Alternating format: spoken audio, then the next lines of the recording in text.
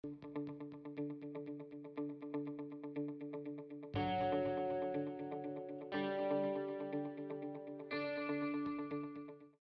everyone. Thank you for, is this working like this? Yeah, higher? Okay. Is that working? No? This will work. I'll do this. Okay. Well, thank you for having me come speak today. It's great to be back here. Before I became lecturer of religion at USC, I was a lecturer in the UCI here in the Humanities Core program for 2014-2015. Working with UCI students was a great privilege. So thank you to the International Studies program and to Professor Daniel Brunstetter for the invitation. It's an honor and it's a privilege. The topic of Muslim women is a very personal topic to me. So I'd like to start off by sharing a story that my husband witnessed in the 1982 anti-veiling campaign that took place in Damascus, Syria, when he was just a child. To this day, the images of two Muslim women remain etched in his memory. One lady around the age of 50, the other lady in her early 20s, both wearing the Islamic headscarf, known as the hijab, both surrounded by 5 men dressed in full military gear, holding large guns. Both were ordered to remove their hijabs. The older lady quickly submitted to the order and left. The younger lady, in her 20s, felt it was her right and probably her religious duty to defy the men. My husband remembers the screams that came from her and the violence she endured. To this day, he can't forget her screams, and he can't forget her face, and he can't forget her resistance. I'm not only a Muslim woman myself, but I'm also an academic who is trained to think critically about the ideas that float around me and within society. Today, Muslims, and in particular Muslim women, find themselves caught in a discourse that either politicizes them or depicts them through twisted narratives. Perched upon the seat of power, Western elites and those that want to imitate, through media, literature, political rhetoric, and government policies, have portrayed Muslim women through a number of lenses. She has been viewed through the lens of sexual objectivity, the lens of backwardness and ignorance, and the lens of domination and subjugation, and now the lens of fear. She doesn't get to define or shape these lenses, or choose which lens to best view her, for neither the society which she lives in, nor the societies that observe her, give her voice to her voice. For much of the time, her education and her experience as a professional are often drowned out in the noise of the filmmaker's agenda, the politician's rhetoric, or the fear that comes from those who are strange to her. Edward Said, have you guys heard of Edward Said? Yeah? Okay. Calls out the infatuation that Orientalist men have had, Orientalist men who traveled Arab lands had with women, depicting Arab women in their writings as sexual objects who, under the command of men, take off their clothes and dance. 19th century images and literary pieces capture the exotic imagination of Orientalists. The lens by which Muslim Arab women were viewed was often that of sexual objectification. There are literally hundreds of European paintings that depict 19th century Muslim women either as dancers, toys for male sexual pleasure, or sitting idle with other women. The women in these images are for the most part stripped of any other role than sexual object. While her role may not have been the diplomat or the scientist in those periods, let alone president, right? She is not granted even the honor of being depicted as what most women, basically all women, are in one way or another. A mother, a daughter, a wife, a sister. The painters objectify these women as if prostitutes, slaves, and sexual dancers are all that inhabit the land. The objectification of these women does not repel Orientalists, rather it invites an attraction and infatuation with the exotic lands of the Orient, however artificial these depictions may be. So what I have, there we go. I try to define the lens of objectivity. Oh, there you go. So this is Edward Said. He is foundational in his critique of Orientalist literature and media and paintings that, well, you can read the definition.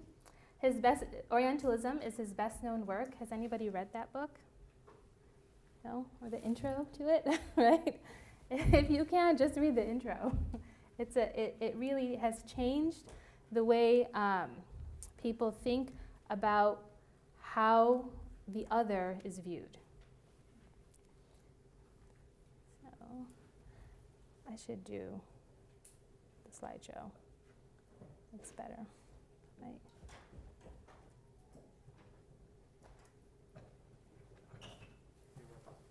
How's that? Okay, cool.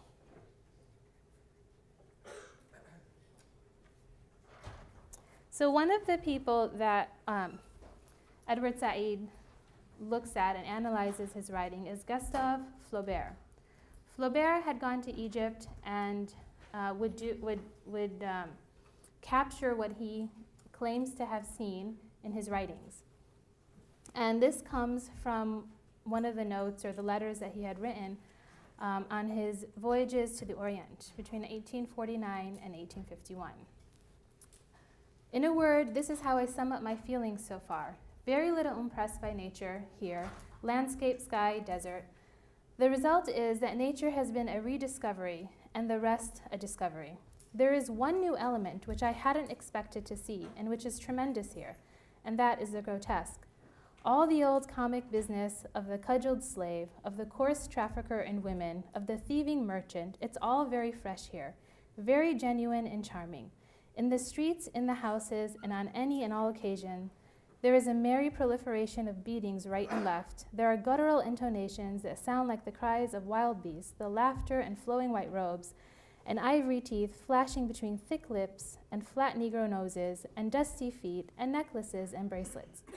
The morning we arrived in Egypt, we had scarcely set foot on shore when Max, the old lecturer, got excited over a negress who was drawing water at a fountain. Tomorrow we're to have a party on the river with several whores dancing to the sound of darbekas and castanets, their hair spangled with gold pastres. So imagine you being the receiver of this information in the 1800s, and this is basically the image that you're being given of lands far away. There wasn't any internet, there wasn't movies, there weren't magazines, maybe there were some publications and journals, but nothing that would capture exactly what, the complexity of any city. Oh, wait, how do I go back?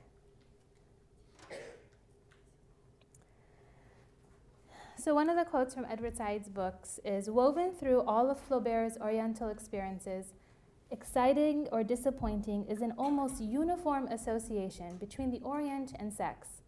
In making this association, Flaubert was neither the first nor the most exaggerated instance of a remarkably persistent motif in Western attitudes to the Orient. So you have this lady, she's kind of sitting there. Nothing special about her. You don't know anything about her other than she's there. Maybe she's resting, she's doing other things, but nothing more than. So, and this one is another picture where you can see women just kind of tending to the men, and a whole bunch of them in one setting, kind of like a harem. These two pictures, a dancing woman. If you go online and if you just put women in Orientalism or Oriental women and you click on images, you'll get a whole bunch of these images, hundreds of them. And they all come from about the 19th century, late 18th century.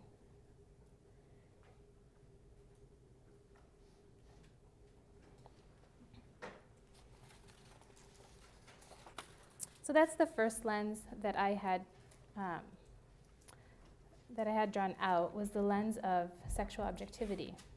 In terms of the lens of backwardness and ignorance, or othering, colonization of Muslim lands resulted in more than simply control and domination of geographic areas. Rather, the culture and religions of colonizers became superior than the culture and religion of the colonized.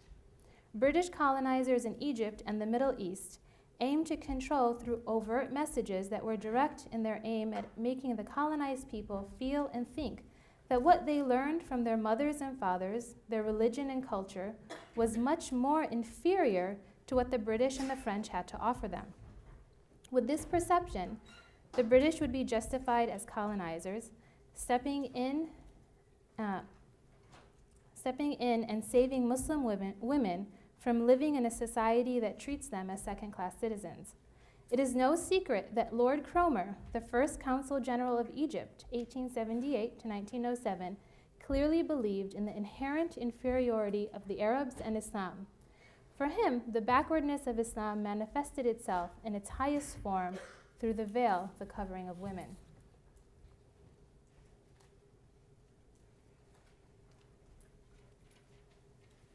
This is Lord Cromer. He wrote a 2-volume text called Modern Egypt. And this is a quote that comes from his text. The European is a close reasoner. His statements of fact are devoid of ambiguity. He is a natural logician, albeit he may not have studied logic. He loves symmetry in all things. His trained intelligence works like a piece of mechanism. The mind of the Oriental, on the other hand, and Lord Cromer lived in, I said Egypt, right? So he worked in Egypt. So here he's talking about Egyptians. The mind of the Oriental, on the other hand, like his picturesque streets, is eminently wanting in symmetry. His reasoning is of the most slipshod description. Cromer cites another, he cites Stanley Lane Poole in his book. And Stanley Lane Poole describes Islam as a great religion. It has taught men to worship one God with a pure worship who formerly worshipped many gods impurely. As a social system, however, it's a complete failure. Lord Cromer adds to the criticism. The reasons why Islam as a social system has been a complete failure are manifold. First and foremost, Islam keeps women in a position of marked inferiority. Look now to the consequences which result from the degradation of women in Mohammedan countries. In respect to 2 points, both of which are of vital importance, there's a radical difference between the position of Muslim women and that of their European sisters. In the first place, the face of the Muslim woman is veiled when she appears in public. She lives a life of seclusion. The face of the European woman is exposed to view in public. But if you ask, what about education? What about professionalism or professions? To lift women up in society, you need to provide education. His attitude towards education is what makes his statements regarding Muslim women even more contradictory. The policies Cromer pursued were detrimental to Egyptian women. Layla Ahmed criticizes Cromer in her book, Women and Gender in Islam. The restrictions he placed on government schools and his raising of school fees held back girls' education as well as boys. He also discouraged the training of women doctors. Under the British, the schools for hakimas, which had given women as many years of medical training as the men received in the School of Medicine, was restricted to midwifery. In his writings, Lord Cromer represents Egypt to Egyptians. Members of Egyptian society, calling themselves modernists and reformers, adapt the lens of inferiority as a way to look at Muslims in Egypt. Layla Ahmed points to the work of Qasim Amin, the author of Tahrir al-Mar'a, or liberation of women, an Egyptian lawyer who was highly influenced by British colonialism. Some view him as the first feminist in Egyptian society. Others view him as one who is dominated and controlled by the British, or the colonists. So this is Qasim Amin, and this is the book that he wrote, The Liberation of Women. And he also wrote The New Woman. Now it's the representation, right, of women, Muslim women, to Muslims. So it's the idea of, I'm going to take your understanding of who you are, package that up, and represent it to you so that you accept my representation of who you are. So this is the critique, this is the criticism that Qasim Amin received, because some of the things he said, like this quote, or that he wrote, most Egyptian women are not in the habit of combing their hair every day, nor do they bathe more than once a week. They do not know how to use a toothbrush, and they do not attend to what is attractive in clothing. They do not know how to rouse desire in their husband, nor how to retain his desire or to increase it.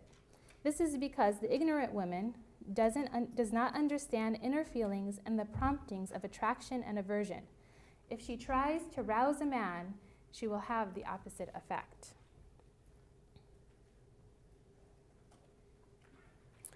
The next lens by which Muslim women have been viewed, the idea that Muslim women are not allowed to have a voice, an opinion, or agency in their own lives is a repeated theme that hovers over her. The Muslim woman doesn't get to have a profession, even if she has one. As an educated Muslim professor can teach university students for an entire semester, only to hear from her students or read from them that Muslim women are voiceless, uneducated servants to men. This has happened to me. I've been in the classroom before. I've stood in front of my students for an entire semester. And then at the end of the semester, Muslim women are uneducated. I don't understand the reinforced stereotype that perpetuates. So I wanted to share with you two clips. One from, I think it was the 1980s, Father of the Bride. Is that the 80s? Recent. It was recent. It was so recent. But I'm going to have to pull it up on YouTube, so if you could just give me a minute. Okay, so this is a clip from Father of the Bride that I saw in 1995. Not 1985, I think I was outdating myself, a while ago, and it kind of stuck in my memory. I want you to meet the Habibs, okay? Let's meet the Habibs right now. And kind of think to yourself, now Mrs. Habib is not veiled, but you could tell from her name that she's from the Middle East. Habib is an Arabic name, means the loved one, right? So she's somewhere from the Middle East, Arabic speaking. They're not really speaking Arabic. I guess they didn't have real Arabic speakers at that time. But Hollywood has gotten better. But just kind of try to analyze the perception that the viewer is gaining from watching this clip. And then look at how Steve Martin, because Steve Martin is in this. Have you guys seen Father of the Bride? Yeah? Look at Steve Martin and how he speaks to his son.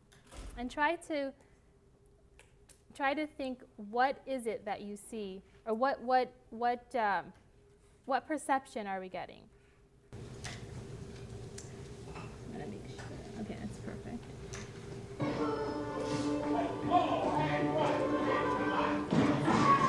Can you guys hear? And one Saturday morning, we got a bite.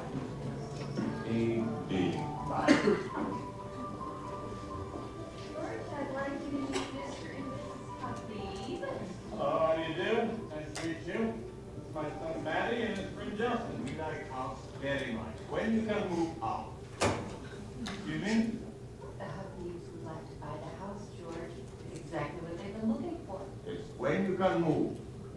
house a week from Wednesday, and my wife wants flour dishes in kitchen.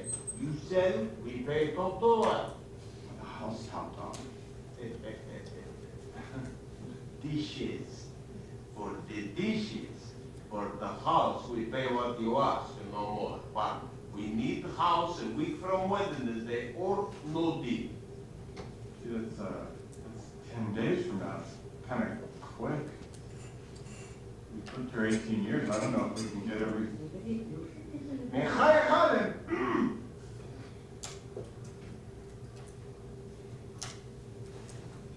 Excuse please.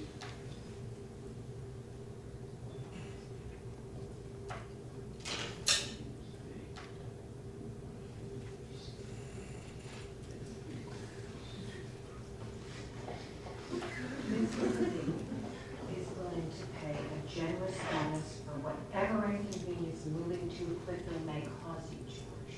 Dad, let's discuss this with Mom.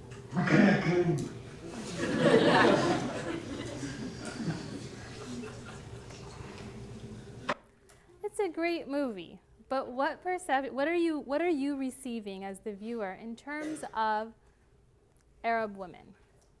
Oh, yeah. So it's a great movie. So what are you receiving from this movie in terms of Arab women or Muslim women? Muslim women do not need to be covered with a hijab to be Muslim. Does anyone want to share? It seems like she's just sort of put down, like she was trying to get her voice in on like moving in and then moving out, but then he just sort of like silenced her. And she just sort of like reverted like a turtle, sort of like goes back into her shell. Exactly, exactly. So she's not even allowed to, right? And even if she tries. What about when they had Steve Martin talk to his son in a similar fashion? What other idea is that projecting? It relates to the first idea. In the back over there? There's like a parallel between like a child and son relationship and a husband and wife. So she's seen as like he used the same phrase like the fake Arabic. He was like putting down his kid. It's like obviously they're not allowed to talk on the same level. So there was like that parallel.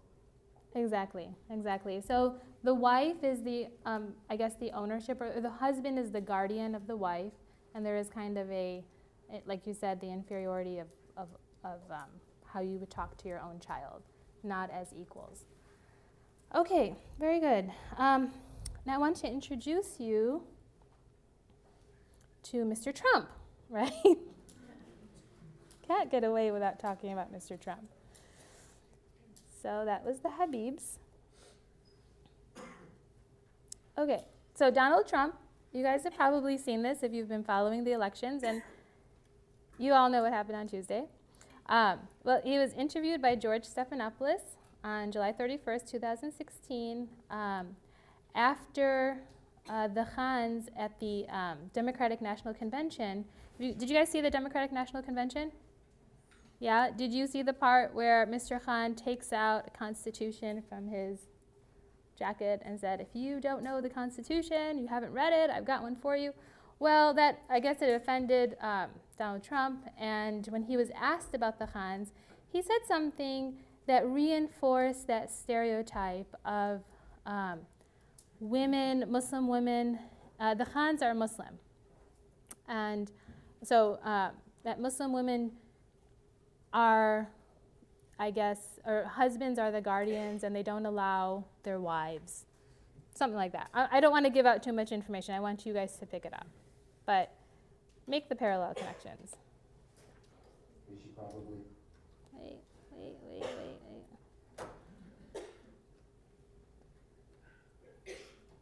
Okay. So we're going to watch some extra seconds that don't have anything to do with it, but that's okay. It's just a few seconds.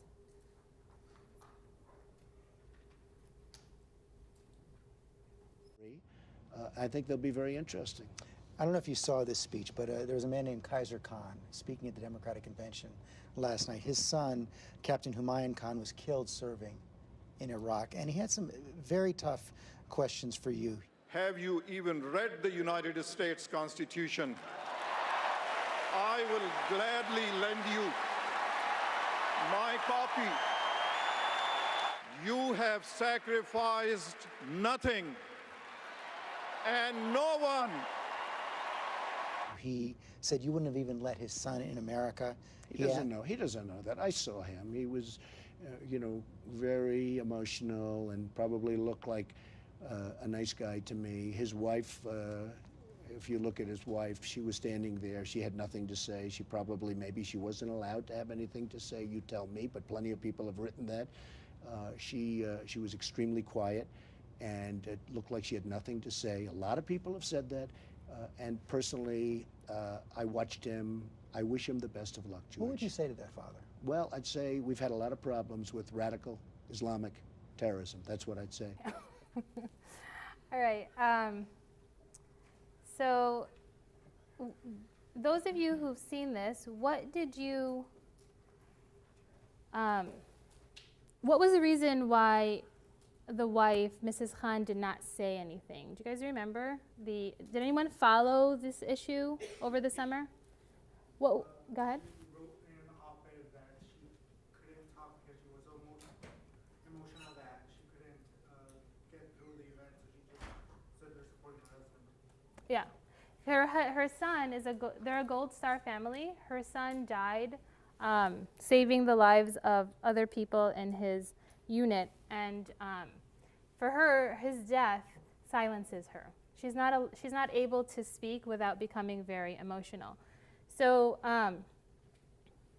when Trump was given the chance to say something back to Mr. Khan, he said those things about Mrs. Khan. So what do you think Mr. Trump or Donald Trump or future President Trump is bringing out? Do you see the connection being made between the movie clip and the words that he said? Do you think, what do you think about those connections? Are they similar? Is he reinforcing this image that was portrayed in the movie in 1995? Yes? No? No, maybe, yes. Does anyone think that it has nothing to do with the image of inferiority and subjugation that Muslim women have to deal with, or the lens by which they're viewed? I think it does reinforce what's being the example in the movie of how the Muslim women are inferior, and then I think he did that in part to diverge from the own problem which he put himself in, which he does usually when asked tough or any question. He's asked a question, he's like, the man asked him if he's read the Constitution, and he said, the woman's not talking. The woman, the Constitution, two totally different things, but he diverges like that.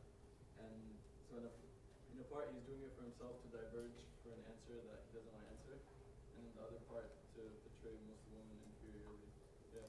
Okay, excellent. I'm glad you said that. So maybe you're saying that he's really, it's not his aim that he wants. He doesn't necessarily, it's not part of his agenda to portray them inferior, but he's using it as a political tool, right, to gain ground in his campaign.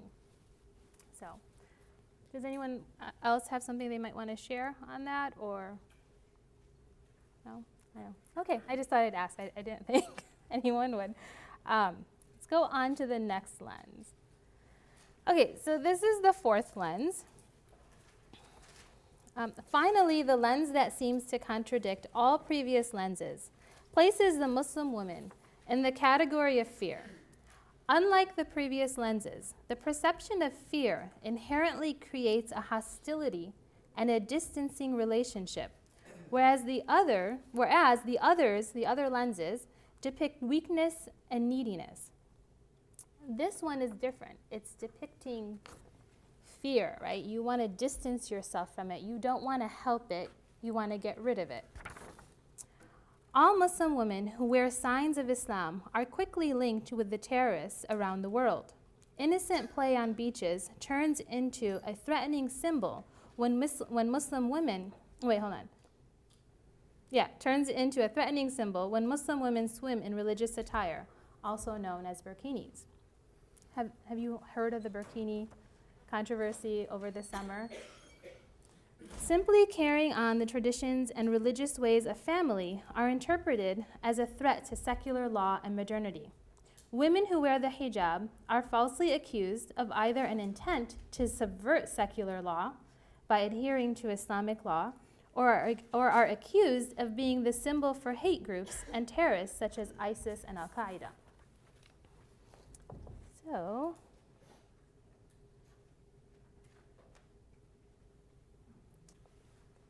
have you seen a burkini before? Okay. This is a picture of Homeland. I remember driving, I think it was the 91, on the 91 to USC a couple of years ago. And this billboard, this picture was on a big billboard. And it just kept shouting out at me, fear. It was a scary picture. If this looks, the Homeland picture, if that looks scary to you, if it invokes fear within you, could you raise your hand? Okay. If it doesn't invoke fear within you, does it, I don't know, what other emotions could it invoke? What? Like? It just has like an ominous like vibe or mood behind it. Okay, okay. Yeah, just the contradicting colors and the fact that you don't see faces in there other than the white ladies. All right, good, very good. Any other feelings that come from this picture? It makes it seem like she's surrounded by enemies because she's the only one in a bright color. Okay, very good. And that like she's looking towards the other side rather than just probably looking forward. But she's yes. like scared from them. She's trying to run away. So she's All right, very good. Thank you. Any others want to share the feelings that this picture can generate or does generate, or ideas? I don't want to miss any hands. Okay, thank you. Was there a hand out here? No? Okay, very good. So this is a burkini lady running, or a lady dressed in burkini swimwear, right? And there's another picture of Muslim women in burkini wear. They're abiding by the Islamic law to cover their body, right? And to cover their hair. For a long time, if you covered, it was very hard to go swimming, right?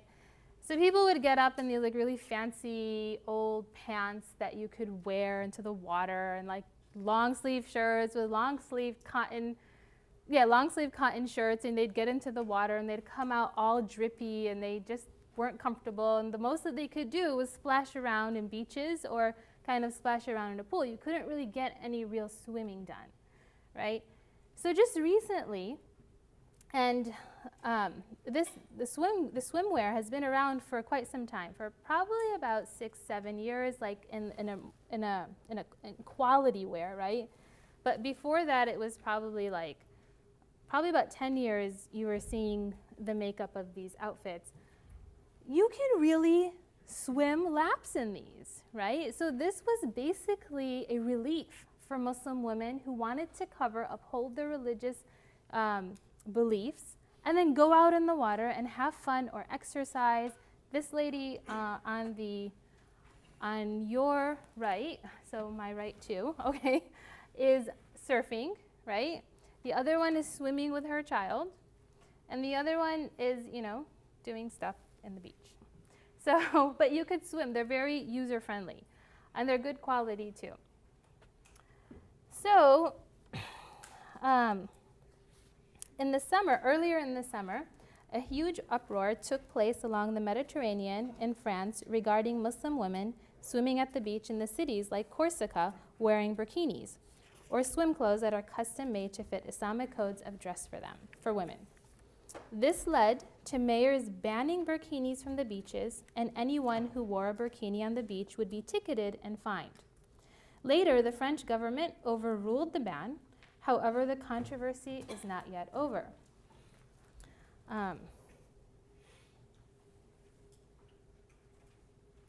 Former French President Nicolas Sarkozy, who is running for re-election this year, has called the burkini a political act, militant, and a provocation.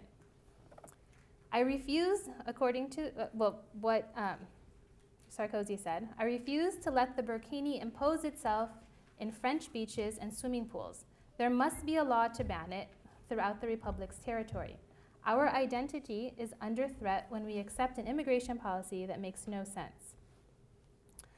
French Muslims argue the politicians who have brought the bans are confused and have acted out of fear or retribution, rather than genuine security interests. The French Muslims make the connection between how the feeling that they get that people are afraid of the burkini because they associate it with radicalism. A bunch of mayors throughout France have made their statements regarding the burkini. 64% of people in France are opposed to burkinis on beaches. This is a poll that I picked up somewhere. I mean, I'm sure there might be another poll that might challenge that and give it a different number, but from what I found, it was 64%.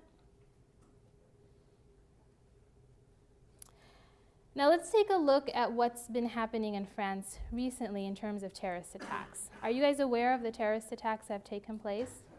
Yeah, so last year in 2015, the Charlie Hebdo offices and the Hyper Caché supermarket in Paris, there were 12 people killed, including the editor of Charlie Hebdo, the celebrated cartoonist.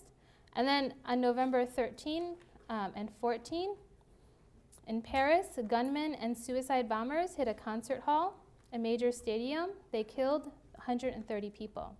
These all had links to ISIS and terrorist groups. July 14, right before the burkini issue, at least 84 people were killed in Nice, including children, after a man took a truck, drove a truck, through the crowded streets celebrating Bastille Day in the southern French city of Nice. So we can clearly see, I mean, there are other attacks, but I just wanted to highlight these three major ones, that there is a sense of fear going on in France. And the perpetrators of these horrendous attacks are claiming to be Muslim, and they are, they make ties to ISIS and to other groups. So the French people are afraid. And so when you hear people's responses, the French people's response to the burkini, there is either that sense that they're afraid when they see, they get a sense of fear because it brings back the terrorism that has taken hold in their country or has happened in their country. But also you hear laïcité. Does anyone know what laïcité is? It's up there. Yeah. French secularism, right? That was not a good question. Okay, so it's the French concept of secularism, and it's understood as the radical separation of church and state. Okay, so I think, are we running out of time? I just want to make sure. About 10 minutes? Yeah, I should be done soon. In 1946, the principle of laïcité was enshrined in the French Constitution. Originally, it was meant to displace Catholicism. In recent decades, with the influx of a huge number of migrants from North Africa, Islam has been increasingly depicted as the new challenge for French secularism. Now, it's been said that French secularism is different than American secularism. American secularism is more freedom of religion, right? And then the concept of laïcité, or the French secularism, is freedom from religion, where any public display of religion should not be allowed.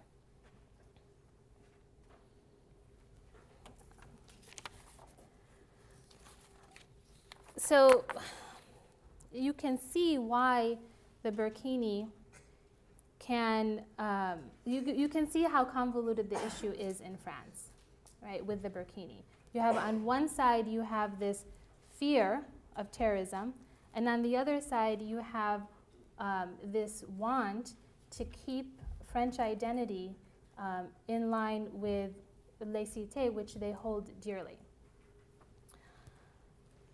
And then on the other side, you have Muslims who are saying, we just want to have fun on the beach, we want to express ourselves, and we want to be both Muslim and French. And you have others saying, well, you have to put one in front of the other, and if you're going to live in France, you have to put your French identity before your religious identity. So Islamophobia is not unique to France. Other countries, particularly those that are Muslim majority populations, also harbor Islamophobia as well. We had I don't know if I have time to get into the fall of the Ottoman Empire in 1923. We had the development of the new Turkish Republic, and the Ottoman Empire represents to the Turks, the new Turkish Republic, a history that they want to get rid of. Okay, it's the old. Out with the old, in with the new. And the new, for the new Turkish Republic in 1923, was secularism.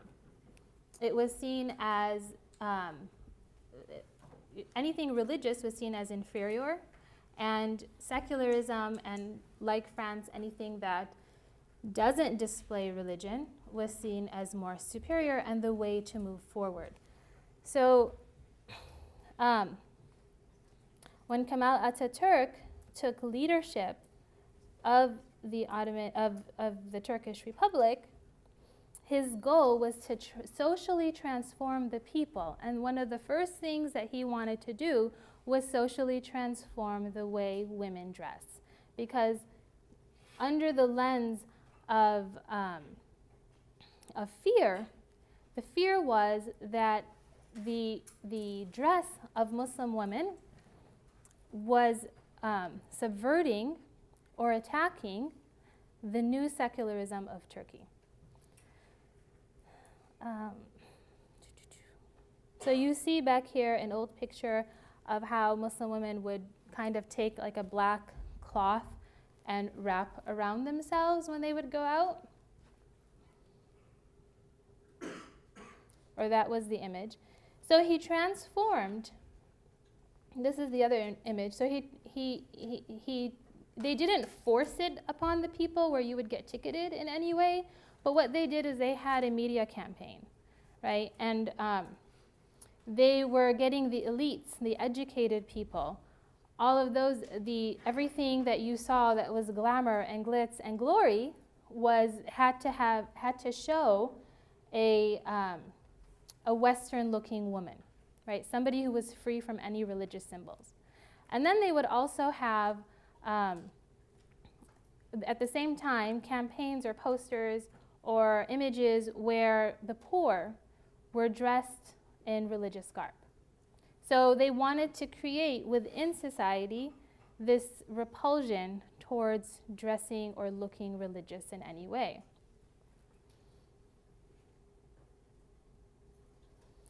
And they did this through posters. They entered beauty pageants. Here's a picture in 1929 of the first ever Miss Turkey, not too long after the Ottoman Empire fell.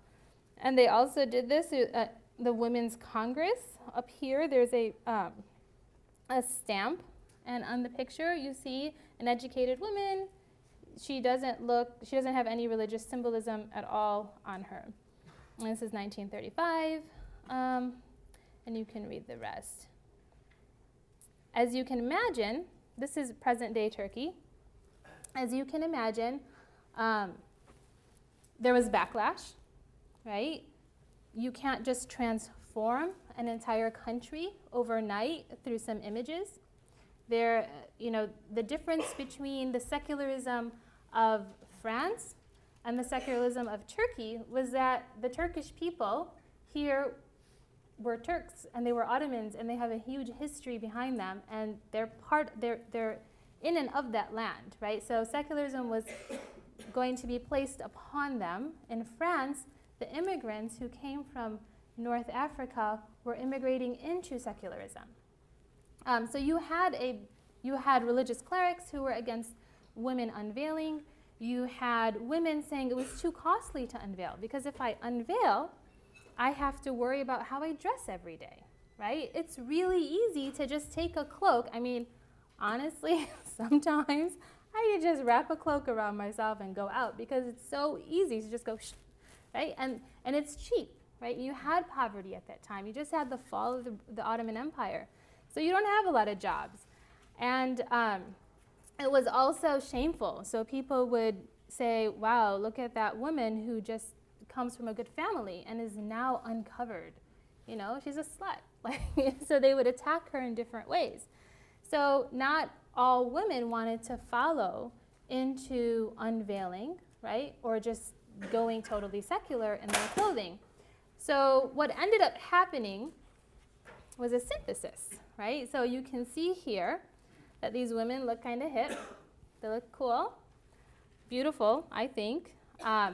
But at the same time, they're adhering to their Muslim values in dressing modestly. And as opposed to the previous picture up here, right? That's something that young Muslim women would not be caught dead in today, right? But young Muslim women who want to cover, this might be more appealing to them. And other more like easy outfits to do. So how are we on time? We're done. Like a few. We go, let's see. I just want to make sure that I don't leave out.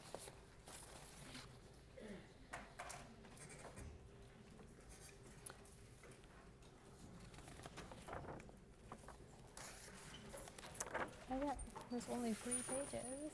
Okay, here we go. Okay, I think I'll just end here. I think it would go a little bit too long if I did that. Thank you.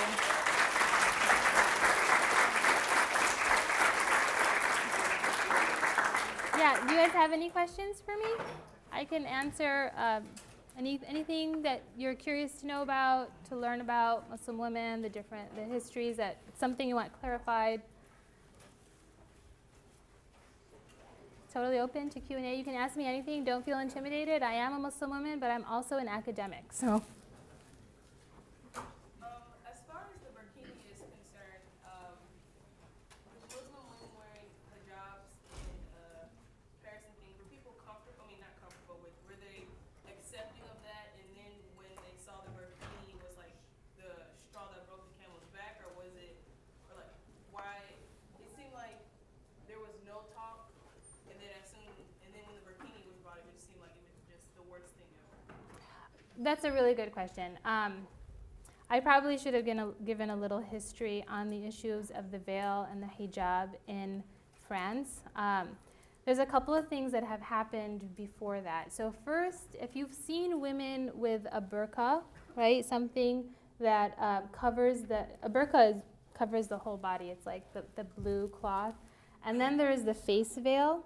So that there's some Muslim women who feel that it's their religious duty to cover their faces.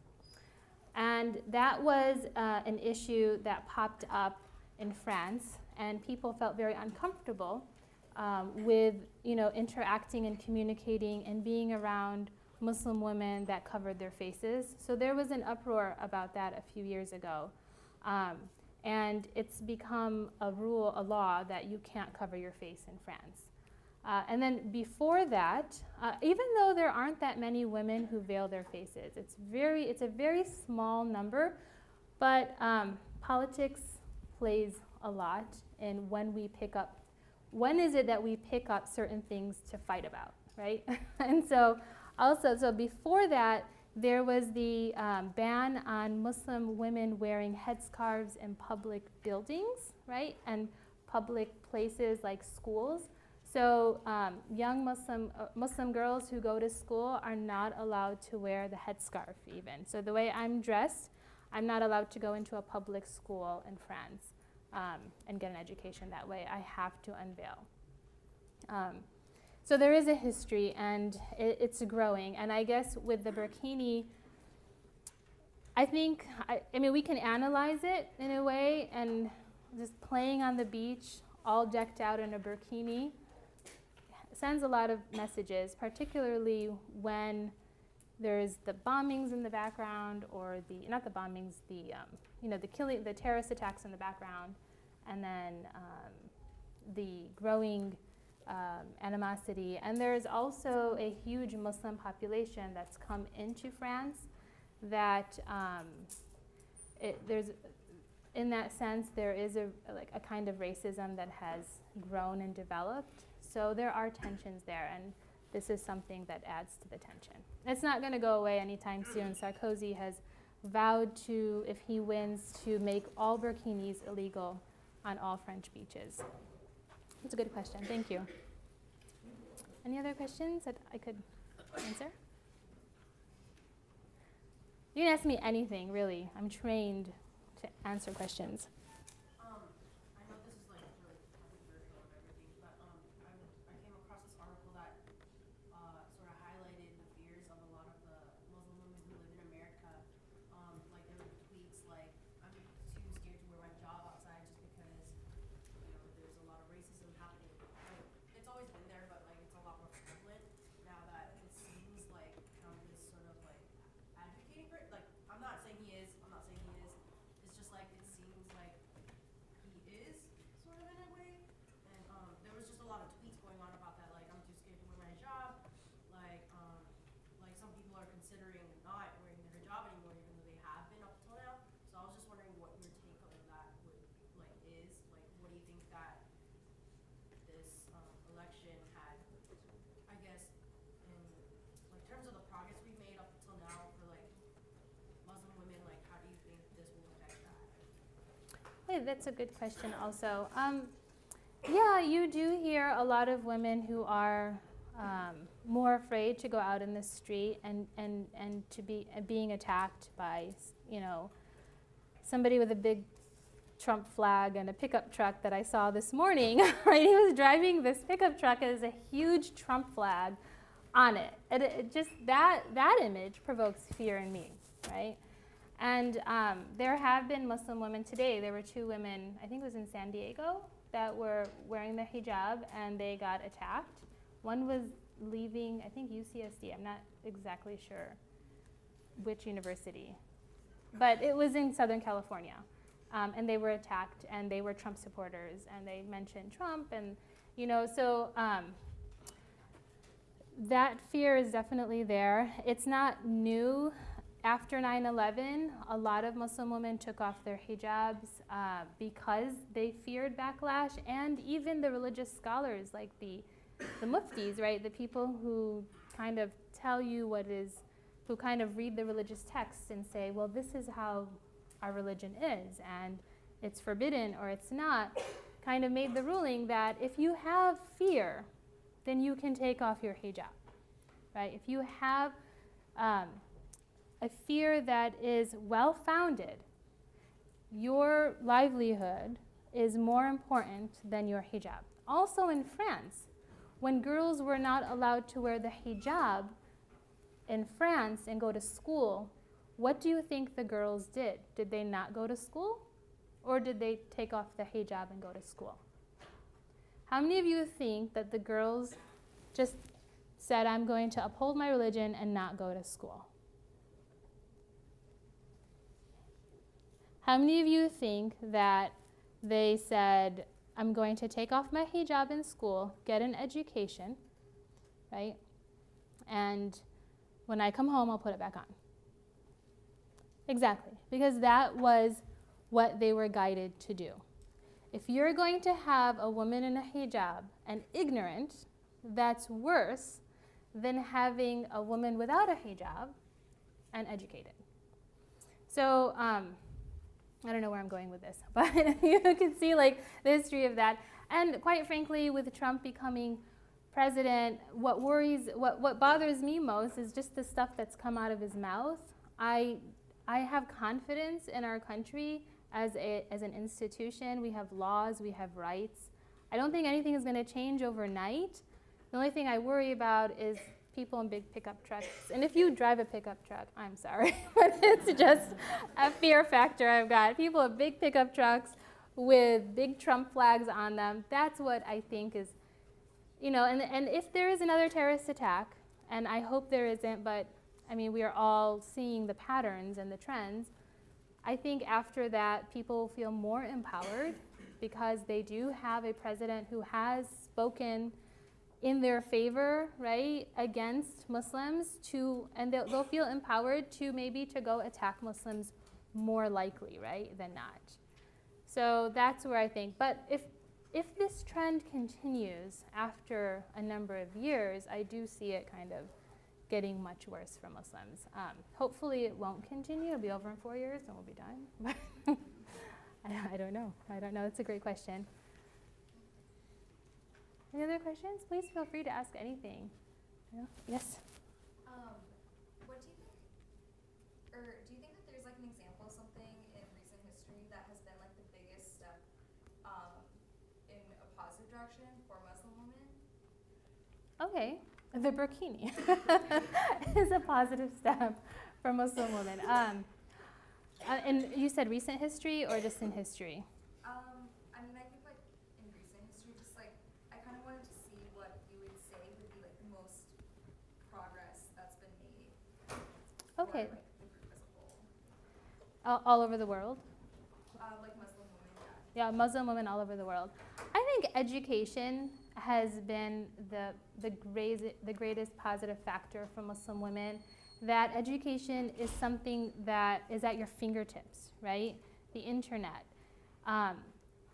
If for some reason you live in a country that doesn't offer, an education for women past the 9th grade, right? Most Muslim countries will offer education for women, or Muslim populated countries, let's make that clear. Muslim populated countries will offer education for women all the way up to grad school, and you can get a PhD.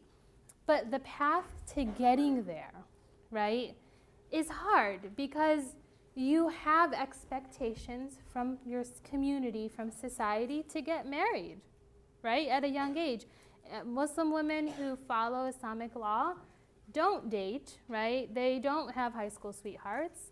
They find a man that they want to marry, right? And it could be a great way, like you can kind of like halal date, right? Or a kosher date, where there might like not be any physical contact between each other. But essentially, you don't really have a boyfriend. So you want to get married, right? You end up getting married early. And then when you get married, you end up having kids, and that kind of pulls you down in terms of education. And the countries that I'm talking about, the level of study that you have to do in order to pass certain exams, just to pass the 9th grade, right, is a lot. I mean, we don't have a baccalaureate system in the United States, thank God, right? Because, I mean, some of these countries, you have to restudy everything you learned in high school from 9th grade to 12th grade and take basically an exit exam, right? And if you pass that with high marks, then you can go on to college. So I think it's hard, right, to become very highly educated. However, with the advancement of technology, right, you can take classes online. I mean, I meet women from Muslim populated countries all the time, and they're so knowledgeable because they're on their phones, not tweeting or texting and tweeting, but reading, right? They're online, they're enrolling in classes, movement is a lot more easier. So just the ability to have education at your fingertips, I think, is something that is helping to advance Muslim women throughout the world. So that was like off the cuff. If I think about it more, maybe I'll think of something else. That's a good question. Anything else? Any other questions? Yes. I know some individuals within minority groups feel it's not their responsibility to educate people outside those minority groups on their, you should say, culture or their lifestyle. Do you feel, what are your thoughts on that in regards to like being Muslim and a woman? Can you repeat the question? I'm sorry. Some individuals within minority groups feel as if it's not their responsibility to constantly try to educate people constantly try to educate people outside of their groups. In regards to being Muslim and a woman, what are your thoughts on that? Okay. It can be hard to constantly feel like you have to educate everybody around you, you know? But I do think that given the current climate that we live in today, it's necessary. It's kind of like sink or swim. If you're going to swim, it's going to be your job to go out and educate people about who you are. I mean, I've walked into places and have been told that I shed all of their stereotypes only because I walked in with a smile, I shook hands, and I had a conversation with them. And they dropped their stereotypes within, I don't know, that conversation. They realized that what they thought of Muslim women, I complicated their idea of what a Muslim woman was, right?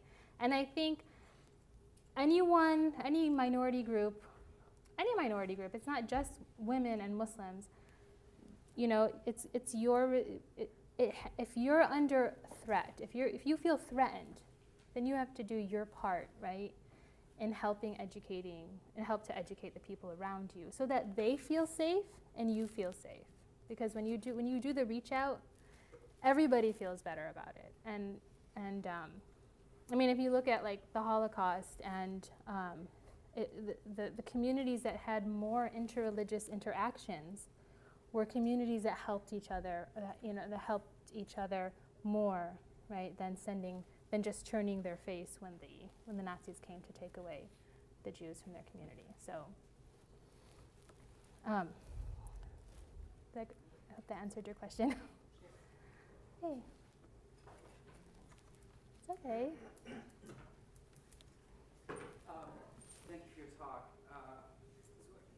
One of your slides on France, when you were talking about the various different attacks, you had a slide about the Charlie Hebdo attacks, and one of the reasons that was specifically targeted was because it made fun of not only Islam but other religion groups, but especially Islam.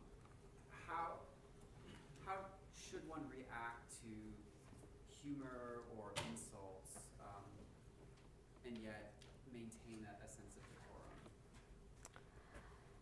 I mean, who are you talking about? The one like Muslims, or anybody who, as Americans, I think we all have a sense of humor, right, where we can laugh.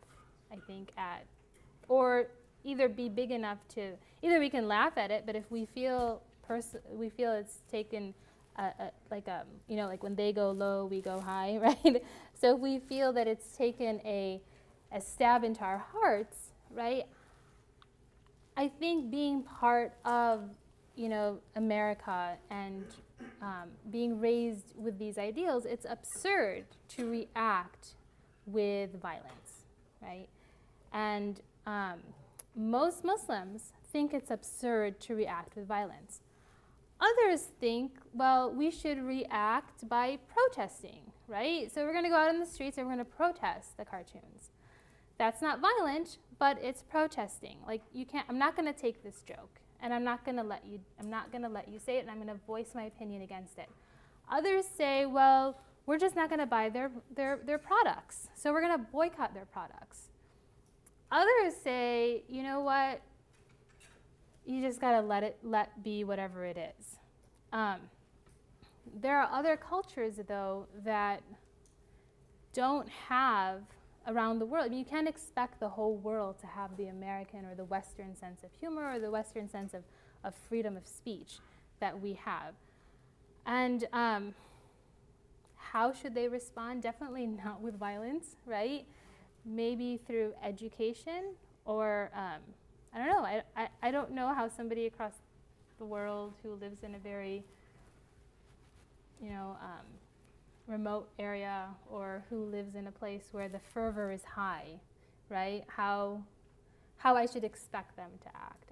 I don't know. I would have to have a conversation with them first. But for the most part, I mean, act with civility, I guess, and just kind of either, if you don't like it, there are different ways of responding, right? You can write an article, I guess, things like that. Does that answer your question? Okay. You started off your talk with Flaubert and his description of the Orient and how that essentially silenced and objectified Muslim women. Can you point us in the direction to Muslim women authors of today or of the past who we might read?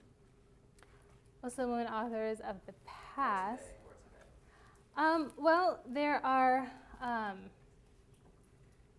a lot of Muslim women actually in the West, right? So you have like Layla Ahmed, who wrote the book Gender and Islam, Women and Gender in Islam. It's an excellent book. You have women like Fatima Mernissi, who are critical of the hijab and kind of look at the hijab in a way that as a historical element of religion and not necessarily an essential element of Islam. You have, in terms of like poetry, all that, I don't get to read a lot of poetry, unfortunately. But you also have Amina Wadud. She wrote a feminist interpretation of the Quran. And these are all Western academics. I'm in academia, so you've got. I wanted to say her, Stawasser. She wrote Women in the Quran, and there's a whole bunch of them. Yeah, okay.